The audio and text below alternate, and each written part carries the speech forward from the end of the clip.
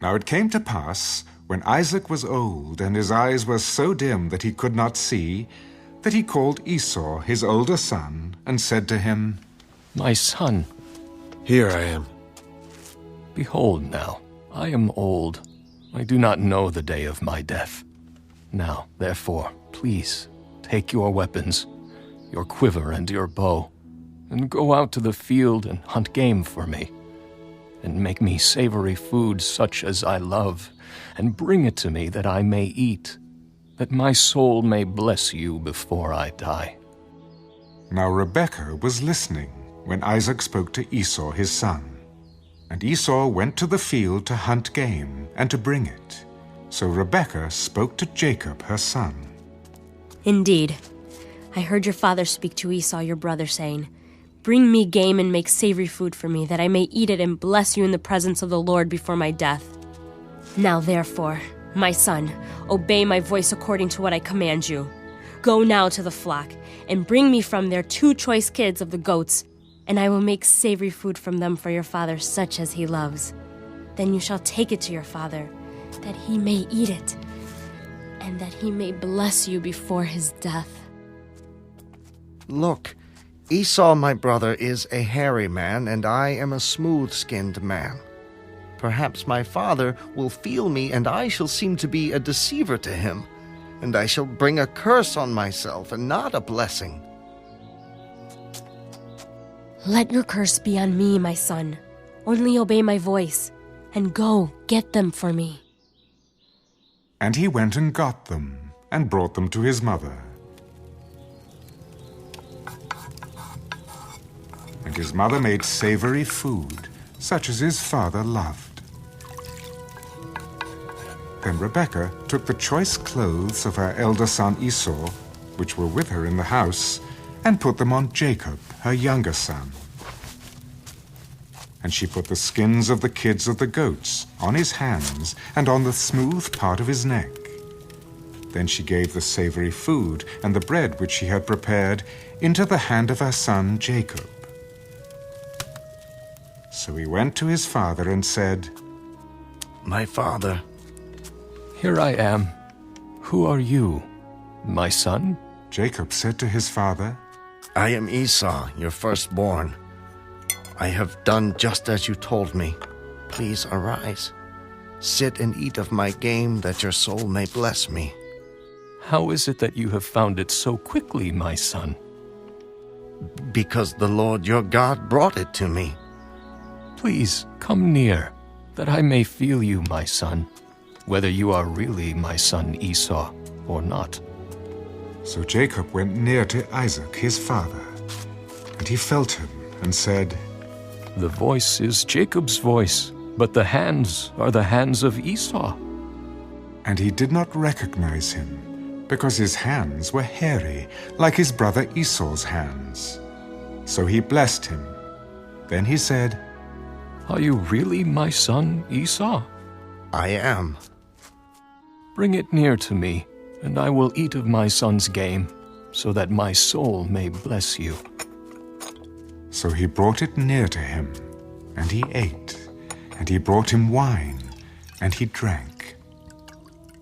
Then his father Isaac said to him, Come near now, and kiss me, my son. And he came near and kissed him, and he smelled the smell of his clothing, and blessed him. Surely the smell of my son is like the smell of a field which the Lord has blessed. Therefore, may God give you of the dew of heaven, of the fatness of the earth, and plenty of grain and wine. Let peoples serve you, and nations bow down to you. Be master over your brethren, and let your mother's sons bow down to you. Cursed be everyone who curses you, and blessed be those who bless you. Now it happened, as soon as Isaac had finished blessing Jacob, and Jacob had scarcely gone out from the presence of Isaac his father, that Esau his brother came in from his hunting. He also had made savory food and brought it to his father. Let my father arise and eat of his son's game, that your soul may bless me. Who are you? I am your son, your firstborn, Esau. Then Isaac trembled exceedingly. Who? Where is the one who hunted game and brought it to me? I ate all of it before you came, and I have blessed him, and indeed he shall be blessed. When Esau heard the words of his father, he cried with an exceedingly great and bitter cry. Bless me also, O my father. Your brother came with deceit and has taken away your blessing. Is he not rightly named Jacob? For he has supplanted me these 2 times. He took away my birthright, and now look, he has taken away my blessing. Have you not reserved a blessing for me? Indeed, I have made him your master, and all his brethren I have given to him as servants. With grain and wine I have sustained him. What shall I do now for you, my son? Have you only one blessing, my father? Bless me also, O my father. And Esau lifted up his voice and wept.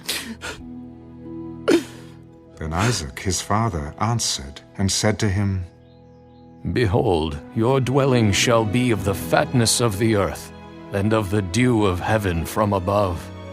By your sword you shall live, and you shall serve your brother. And it shall come to pass, when you become restless, that you shall break his yoke from your neck. So Esau hated Jacob, because of the blessing with which his father blessed him.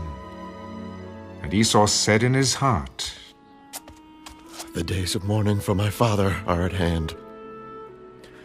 Then I will kill my brother Jacob. And the words of Esau, her older son, were told to Rebekah. So she sent and called Jacob, her younger son. Surely your brother Esau comforts himself concerning you by intending to kill you. Now therefore, my son, obey my voice. Arise, flee to my brother Laban in Haran, and stay with him a few days until your brother's fury turns away, until your brother's anger turns away from you, and he forgets what you have done to him. Then I will send and bring you from there. Why should I be bereaved also of you both in one day? And Rebekah said to Isaac,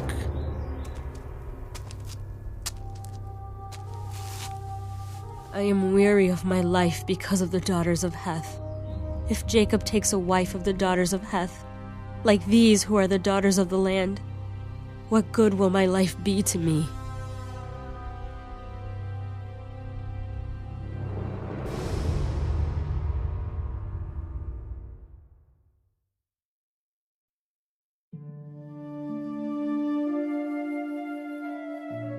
Now it came to pass, when Jesus had finished all these sayings, that he said to his disciples, You know that after 2 days is the Passover, and the Son of Man will be delivered up to be crucified. Then the chief priests, the scribes, and the elders of the people assembled at the palace of the high priest, who was called Caiaphas, and plotted to take Jesus by trickery and kill him. Not during the feast, lest there be an uproar among the people. And when Jesus was in Bethany at the house of Simon the leper, a woman came to him having an alabaster flask of very costly fragrant oil, and she poured it on his head as he sat at the table. But when his disciples saw it, they were indignant. Why this waste? For this fragrant oil might have been sold for much and given to the poor. But when Jesus was aware of it, he said to them, Why do you trouble the woman? For she has done a good work for me. For you have the poor with you always, but me you do not have always. For in pouring this fragrant oil on my body, she did it for my burial.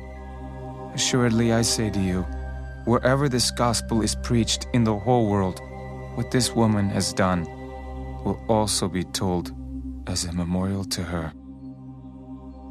Then one of the 12, called Judas Iscariot, went to the chief priests. What are you willing to give me if I deliver him to you? And they counted out to him 30 pieces of silver.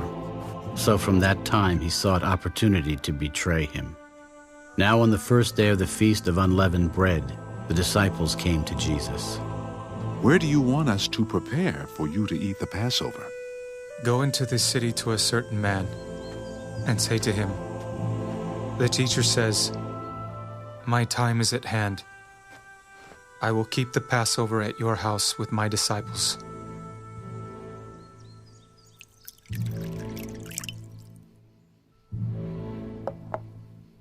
So the disciples did as Jesus had directed them, and they prepared the Passover.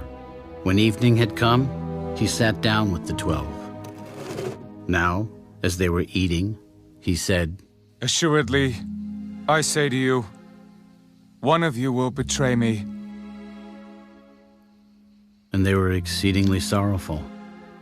And each of them began to say to him, "Lord, is it I?" Lord, is it I? "He who dipped his hand with me in the dish will betray me.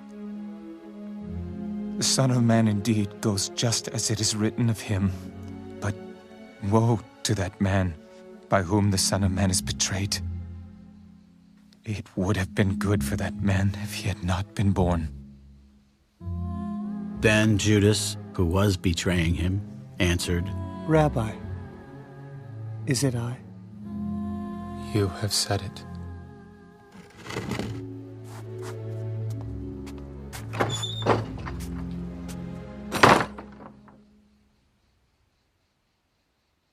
And as they were eating, Jesus took bread, blessed and broke it, and gave it to the disciples.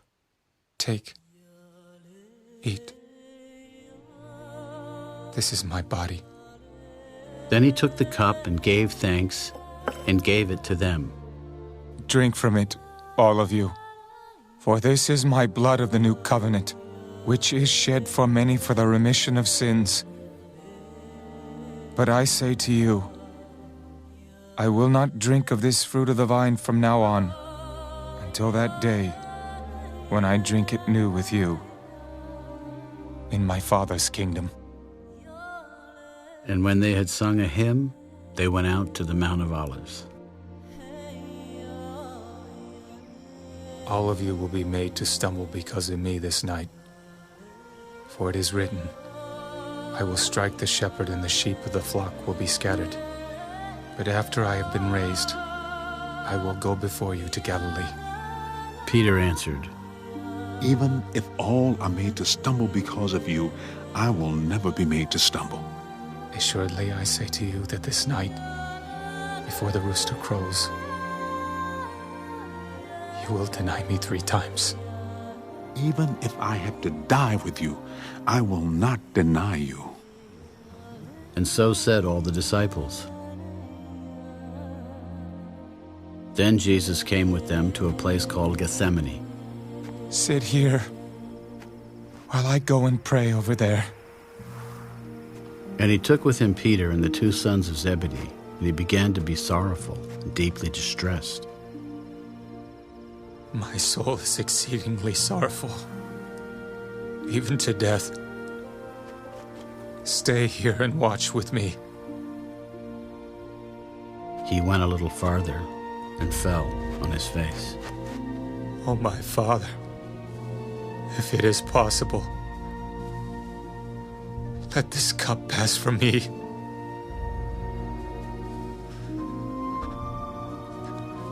Nevertheless, not as I will, but as you will." Then he came to the disciples and found them sleeping, and said to Peter, "What? Could you not watch with me 1 hour? Watch and pray, lest you enter into temptation. The spirit indeed is willing, but the flesh is weak.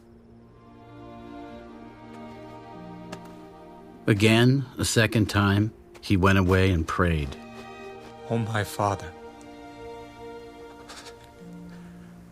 if this cup cannot pass away from me unless I drink it,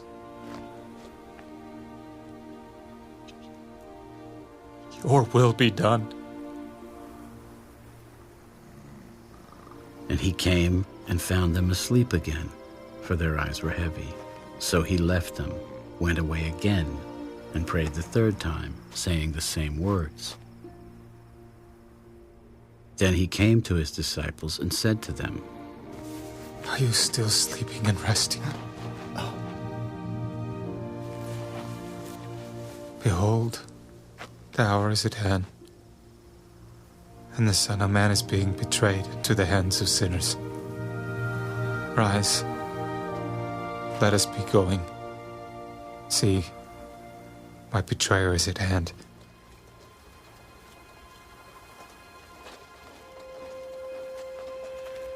And while he was still speaking, behold, Judas, one of the 12, with a great multitude with swords and clubs, came from the chief priests and elders of the people. Now his betrayer had given them a sign. Whomever I kiss, he is the one. Seize him. Immediately he went up to Jesus Greetings, Rabbi. and kissed him. Friend, why have you come? Then they came and laid hands on Jesus and took him. And suddenly, one of those who were with Jesus stretched out his hand and drew his sword, struck the servant of the high priest, and cut off his ear. Put your sword in its place, for all who take the sword will perish by the sword. Or do you think that I cannot now pray to my Father, and he will provide me with more than 12 legions of angels? How then could the scriptures be fulfilled, that it must happen thus? In that hour, Jesus said to the multitudes, Have you come out as against a robber, with swords and clubs to take me? I sat daily with you, teaching in the temple, and you did not seize me. But all this was done, that the scriptures of the prophets might be fulfilled.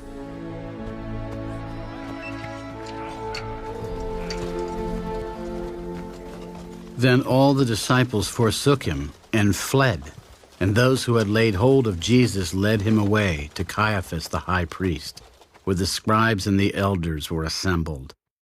But Peter followed him at a distance to the high priest's courtyard, and he went in and sat with the servants to see the end.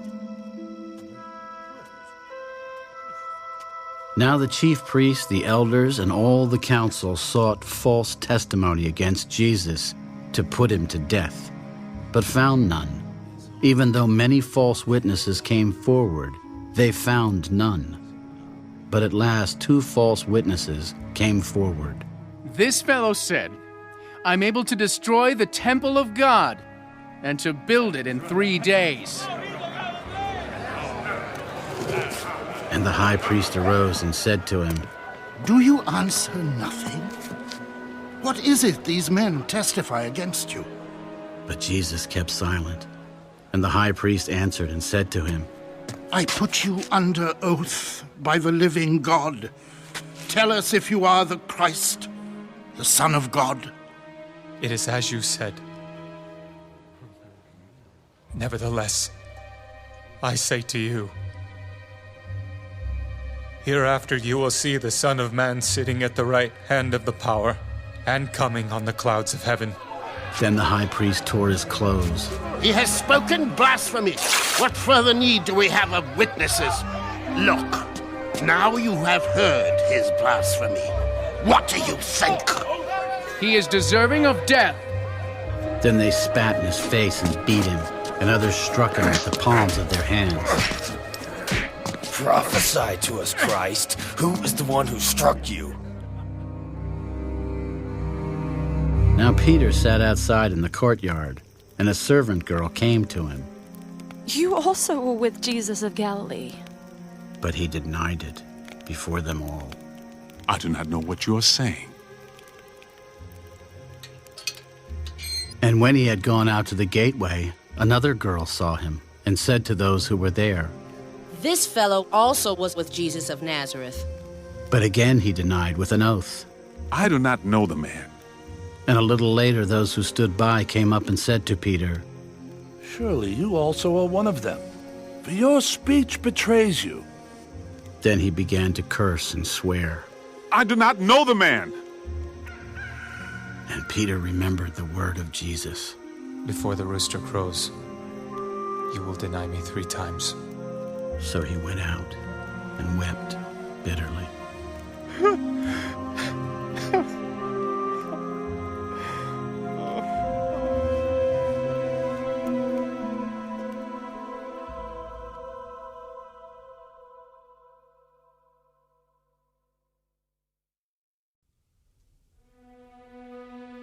After these things, King Ahasuerus promoted Haman, the son of Hammedatha, the Agagite, and advanced him, and set his seat above all the princes who were with him. And all the king's servants who were within the king's gate bowed, and paid homage to Haman, for so the king had commanded concerning him. But Mordecai would not bow or pay homage. Then the king's servants, who were within the king's gate, said to Mordecai, Why do you transgress the king's command? Now it happened, when they spoke to him daily, and he would not listen to them, that they told it to Haman, to see whether Mordecai's words would stand. For Mordecai had told them that he was a Jew. When Haman saw that Mordecai did not bow or pay him homage, Haman was filled with wrath. But he disdained to lay hands on Mordecai alone, for they had told him of the people of Mordecai. Instead, Haman sought to destroy all the Jews who were throughout the whole kingdom of Ahasuerus, the people of Mordecai. In the 1st month, which is the month of Nisan, in the 12th year of King Ahasuerus, they cast pur, that is, the lot, before Haman to determine the day and the month, until it fell on the 12th month, which is the month of Adar. Then Haman said to King Ahasuerus, There is a certain people scattered and dispersed among the people in all the provinces of your kingdom. Their laws are different from all other peoples, and they do not keep the king's laws. Therefore, it is not fitting for the king to let them remain. If it pleases the king, let a decree be written that they be destroyed, and I will pay 10,000 talents of silver into the hands of those who do the work to bring it into the king's treasuries. So the king took his signet ring from his hand and gave it to Haman, the son of Hammedatha, the Agagite, the enemy of the Jews. And the king said to Haman, The money and the people are given to you, to do with them as seems good to you. Then the king's scribes were called on the 13th day of the 1st month, and a decree was written according to all that Haman commanded, to the king's satraps, to the governors who were over each province, to the officials of all people, to every province according to its script, and to every people in their language. In the name of King Ahasuerus it was written and sealed with the king's signet ring. And the letters were sent by couriers into all the king's provinces to destroy, to kill, and to annihilate all the Jews, both young and old, little children and women, in one day, on the 13th day of the 12th month, which is the month of Adar, and to plunder their possessions. A copy of the document was to be issued as law in every province, being published for all people, that they should be ready for that day. The couriers went out, hastened by the king's command, and the decree was proclaimed in Shushan the citadel. So the king and Haman sat down to drink, but the city of Shushan was perplexed.